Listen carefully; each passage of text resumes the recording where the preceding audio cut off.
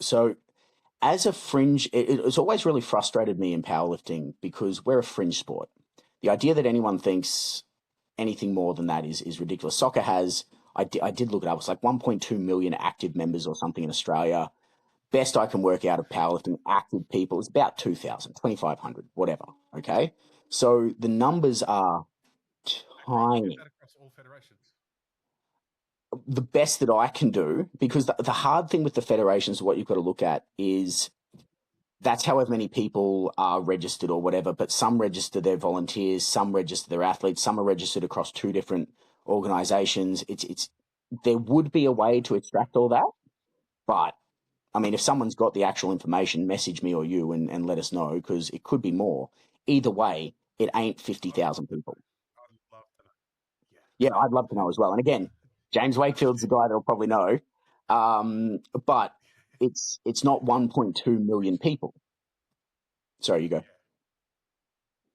Yeah, yeah, yeah. That so I just hear those numbers, right, and to think, yeah, to think that we're still competing uh, for the 2000. I go, is that really working as well? Like, could we come up with more collaborative strategies that 2000, if 2000 turns into 10,000, then together we've got a bit of pulling power, maybe.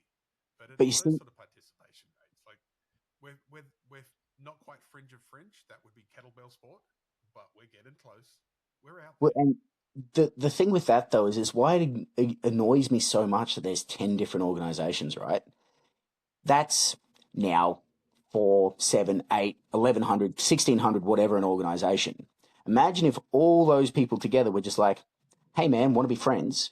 And suddenly you've got a group. And then that group builds and builds. And now you've got numbers. But it's because, and I think what it is the classic, I'll take my ball and I'll go home, is something happens in one of those organizations that you're with. Powerlifting attracts people with a little bit of a spicy brain. You have an argument with someone, you disagree with someone, whatever, and you go, well, instead of getting to the top of it, I'm going to leave and I'm going to go do my own thing. Another organization, you take your friends, pulling power gets pulled out. So I don't think it'll ever come back to one organization. I think there's a chance it will reduce in how many. Um, and I think there's a couple of people like Capo's made huge resurgence. Um, so there's a couple of organizations that are doing really genuinely wonderful things for the sport. I think there's a lot of those organizations that are looking at it with my sort of eyes.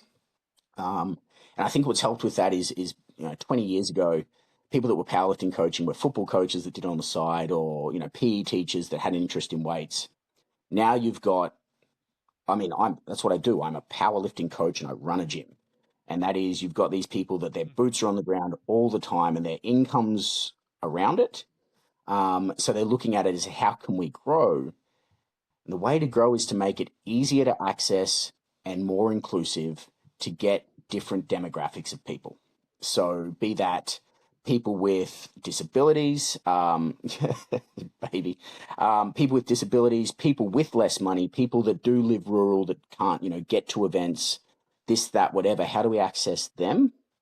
And then you grow the sport from the ground up instead of, look at all these elite, amazing people doing 400 kilos. Isn't that awesome? Let's focus on Barbara, who's fighting Parkinson's and squatting 40 kilos, because there's 10,000 of them, but there's only three you.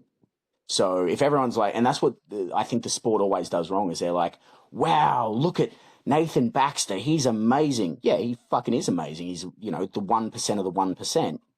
That's not what most people are ever going to be or even want to be. But you know what? Barbara, who used to not be able to walk upstairs, started strength training and now she can. There's lots of her. So let's publicize that and let's go that route. So instead of making it this elite 1% thing, I think of my gym as genuinely, I've got some of those. I've probably got the strongest 50, 55-year-old woman in the world ever. But social powerlifting. Make it social. That's where soccer makes its money. From the the 40,000 people that play on Wednesday night with their buddies in League 7, that's where the numbers come from. Those people then watch the 1% perform. that's where the revenue stream builds from for the sponsorships, sport. But no one ever thinks about that, or at least no one ever at the top seems to think about that. Well, you're at the top. Right? Not yet. One of the people up there. One day, maybe. We'll see.